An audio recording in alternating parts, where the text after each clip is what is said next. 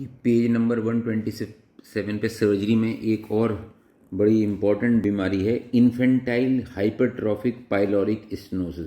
जैसा कि name denote कर रहा है, ये जो पाइलोरिक एंट्रम हो रहा है इसकी हाइपरट्रॉफी की वजह से स्टेनोसिस हो जाती है बच्चों में। It's present as a non bilious projectile vomiting. जब यहाँ पे स्ट्रक्चर बन गया तो बाइल तो आप जानते हो, बाइल डक्ट तो ड्यूडेनम में आके लगती है, तो पेशेंट को प्रोजेक्टाइल वॉमिटिंग होती है जो नॉन बाइलस होती है and present between 2 and 8 weeks of age and is only rarely seen after 13 weeks. It is easily distinguished from many other serious causes of vomiting such as infections because the baby is particularly hungry. IHS is a progressive condition and a detailed history helps distinguish from more common GORD which is commonly seen in infancy. In the UK it affects 1 in 300 infants with male to female ratio 4:1.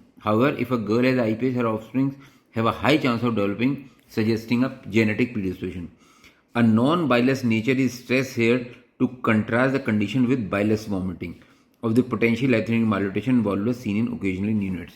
एक duodenal अट्रेजिया होता है, माल rotation या वॉल्वलस, इन सब में बिलस vomiting होगी, जबकि hypertrophic pyloric stenosis में non बिलस vomiting होगी। एक बड़ी और इंपॉर्टेंट बात यह है कि बच्चों को, अगर बहुत छोटे बच्चों को इरिथ्रोमाइसिन या एजिथ्रोमाइसिन दी जाए तो भी उन बच्चों को इन पाइलोरिक स्टेनोसिस होने के चांसेस ज़्यादा होते हैं।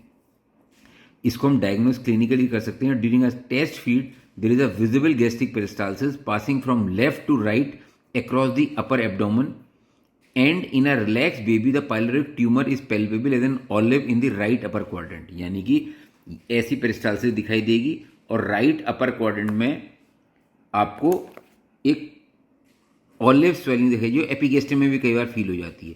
The diagnosis can be confirmed by an ultrasound which show the thickened pyloric muscles. Normally जो पाइलोरिक एंट्रम होता है वो 2 मिलीमीटर तक का होता है, 4 मिलीमीटर, सॉरी, ये जो पाइलोरिक मसल्स होती हैं 2 मिलीमीटर इनकी थिकनेस होती है और IHPS में 4 मिलीमीटर की थिकनेस हो जाती है इनकी। अल्ट्रासाउंड से डायग्नोसिस आसानी से बन जाती है। अब क्योंकि इन पेशेंट को वॉमिटिंग हो रही है तो वॉमिटिंग में क्लोराइड का लॉस होता है, पोटेशियम का लॉस होता है, हाइड्रोजन आयंस का लॉस हो रहा है। तो जब हाइड्रोजन आयन का लॉस हो रहा है तो पेशेंट को एल्कलोसिस होगी, जब पोटेशियम का लॉस हो रहा है तो पेशेंट को हाइपोकैलीमिया होगा, और जब क्लोराइड का लॉस हो रहा है तो पेशेंट को हाइपोक्लोरीमिया होगा। तो ये 3 बड़ी मेटाबॉलिक इंपॉर्टेंस है इसकी, जिसमें पेशेंट को, IHPS के पेशेंट को हाइपरक्लोरेमिक, हाइपोकैलीमिक एल्कलोसिस मिलती है और पेशेंट का ऑपरेशन होने से पहले आपको इसको करेक्ट करना पड़ेगा। और